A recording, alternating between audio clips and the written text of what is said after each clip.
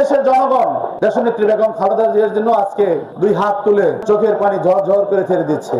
একটি বিশেষ মহল এই মা এবং ছেলের চলে আসা বা অসুস্থতার কারণ নিয়েও রাজনীতি করছে। আমরা যারা আছি এখানে আমাদের সকলকে সুস্থতার নিয়ামত দান করে দেন।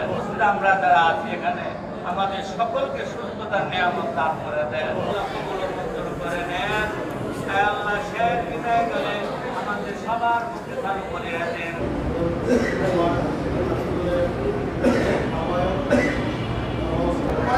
এবং তাকে অশান্তি মাঝে উপস্থিত আছেন টঙ্গী পূর্ব থানার সংগ্রামী সাধারণ সম্পাদক কাজী সালাউদ্দিন ভাই।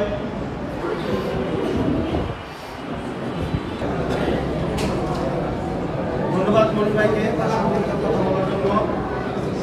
আসলে রাজনীতির বক্তব্য নাই, দোয়া চাওয়ার জন্য আর কি। বাংলাদেশ জাতীয়তাবাদী দল বিএনপি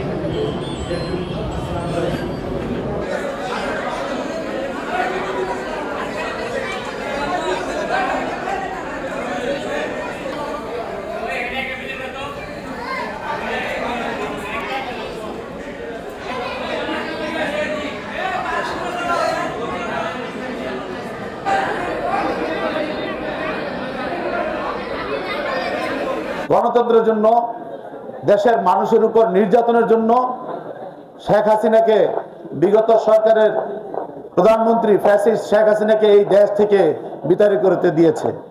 আবার এই দেশের জনগণ দেশনেত্রী বেগম খালেদা জিয়ার জন্য আজকে দুই হাত তুলে চোখের পানি ঝরঝর করে ছেড়ে দিচ্ছে। সব মশার বিরুদ্ধে সুরক্ষা দিতে এলো বসুন্ধরা এক্সট্রিম অ্যারোসল, মশার বিরুদ্ধে এক্সট্রিম সুরক্ষা। এটি তো পরম পাওয়া নাকি? একজন রাজনীতিকের জন্য দেশের মানুষ হাত তুলে আজকে দোয়া করছে মহান আল্লাহ রাব্বুল আলামিনের দরবারে। এই হাত নিশ্চয়ই আল্লাহ রাব্বুল আলামিন খালি হাতে ফিরিয়ে দিবেন না।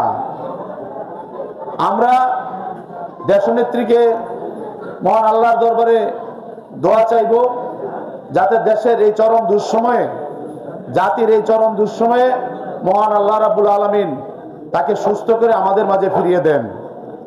একজন মা এবং একজন সন্তানের কাছে মাঝখানে কোনো বাধা থাকতে পারে না। মায়ের অসুস্থতার জন্য সন্তান আসবেন, এটাই স্বাভাবিক। তারপরে যেহেতু বিলম্বিত হচ্ছে, নিশ্চয়ই কোনো না কোনো কারণ রয়েছে। আমরা যতটুকু জানতে পেরেছি দেশের স্বার্থে, দেশের জনগণের স্বার্থেই তার এই বিলম্বিতের কারণ।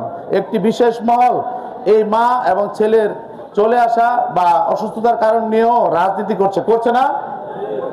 এই রাজনীতি, এই অপরাজনীতিকে আমরা ধিক্কার জানাই, নিন্দা জানাই। আমরা মহান আল্লাহ রাব্বুল আলামিনের দরবারে আমাদের নেত্রী দেশনেত্রী বেগম খালেদা জিয়ার জন্য দোয়া করব।